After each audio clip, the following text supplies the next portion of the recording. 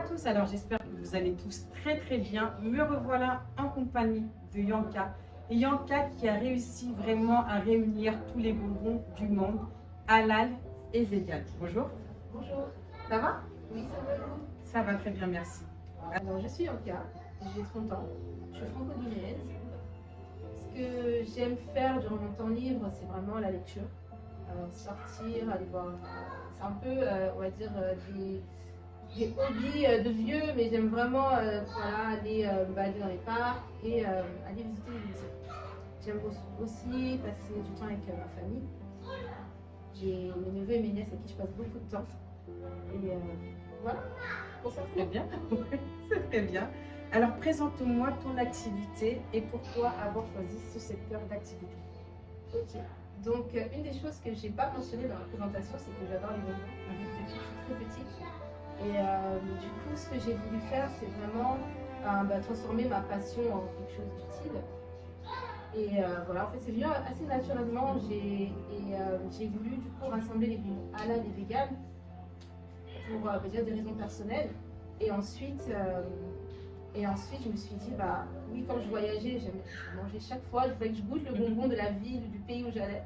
Donc je me suis dit, bah, c'est ce que je vais faire, je vais le rassembler et le rendre disponible à tous. À tous.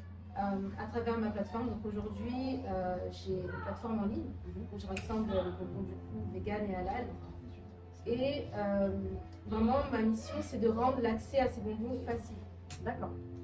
Donc, ça passe par le fait que déjà soit disponible en ligne et pas juste en magasin. En magasin. Aussi le fait que je livre dans le monde. Voilà. Et la vision, c'est vraiment d'être la référence en matière justement de confiserie halal et vegan dans le monde. D'accord. Très bien. Alors parle-moi un peu de ton parcours. Alors, à partir du moment où tu as eu l'idée, jusqu'à aujourd'hui. Ok, donc le parcours vraiment axé sur le business. Surtout. À peu près de moi, je parle un peu de tout. Du coup, où ça a commencé vraiment, c'est quand je suis partie faire mes études post-bac. Parce que du coup, j'ai fait mes études post-bac entre l'Angleterre et la France. D'accord. Et quand je suis arrivée en Angleterre, vraiment, en fait, la culture du vegan était déjà très développée. C'est quelque chose qu'on voit plus aujourd'hui de ça en France. C'était déjà très développé en Angleterre et c'est là que j'ai goûté mon premier bonbon vegan. D'accord. Voilà. Donc, c'est comme ça que j'ai commencé à regarder. Je me suis dit, c'est top déjà de pouvoir avoir tous ces bonbons. Ensuite, je continue ma carrière dans le digital. J'ai continué à faire mes études aussi en commerce international et marketing. D'accord. Et c'est là justement que j'ai pu commencer à avoir les billes en fait pour pouvoir lancer ma plateforme, lancer mon site parce que j'ai fait mon site moi-même. Et j'ai pu aussi avoir du coup toutes les on va dire les bases pour pouvoir me lancer, que ce soit au niveau de la gestion des réseaux sociaux, du site, de chercher des fournisseurs, etc.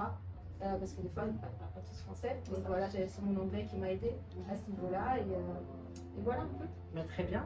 Alors, durant ton parcours, tu as sûrement dû rencontrer certains obstacles. Quels ont été tes obstacles? Par exemple, quelques-uns. Ouais.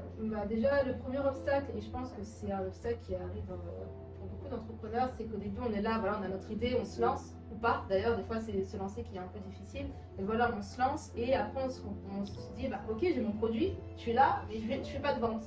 Je suis sur les réseaux, je fais, voilà, il n'y a pas de vente. Donc le premier obstacle, c'est vraiment le réseau. Le fait de se rendre compte qu'en fait, on a besoin du réseau. La famille est là, ok, ils vont t'acheter 1, 2, 3 trucs, mais tu as vraiment besoin de ce réseau-là. Donc, et aussi, c'est vraiment de s'approcher aussi. Parfois, on a tout laissé tomber. Et le premier obstacle, c'est ça, c'est vraiment le fait de se sentir seul aussi, isolé. Voilà, les gens ne te comprennent pas, tu n'as pas forcément d'entrepreneurs autour de toi. Donc, c'est ça vraiment, on va dire, un des obstacles. Un des obstacles. Et les points forts? Les points forts, déjà, c'est la créativité, le fait de se sentir utile, de faire vraiment ce qu'on veut, de voir en fait au jour le jour l'impact de son propre travail. C'est pas on travaille pour quelqu'un et peut-être que lui il gagne des millions, mais là c'est vraiment direct. Le plus d'efforts on met dans notre entreprise et le plus d'efforts en fait c'est direct. On voit directement en fait. Et l'autre point fort, c'est le fait aussi de rencontrer d'autres personnes. Parce que à travers justement cette activité d'entrepreneur, on rencontre d'autres femmes, entrepreneurs qui vont te donner des idées, qui vont te donner des conseils, toi aussi tu partages. Donc ça, c'est vraiment les points forts, on va dire, et ce qui va te nourrir aussi en tant que personne tout le temps. Donc ça, voilà. C'est très beau tout ça. On arrive à la fin.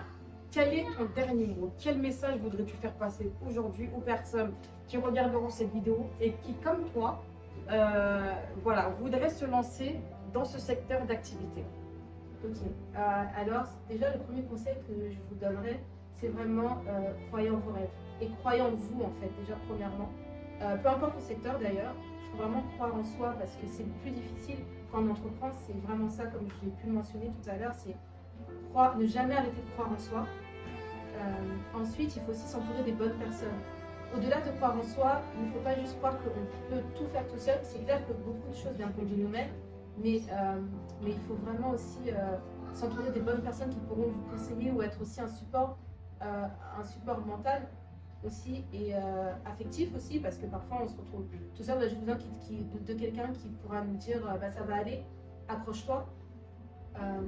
Donc voilà, ça c'est un conseil que je donnerais aux personnes qui veulent vraiment entreprendre. Très bien. Alors, on arrive à la fin pour cette vidéo. On se dit à très bientôt pour la prochaine vidéo. Au revoir.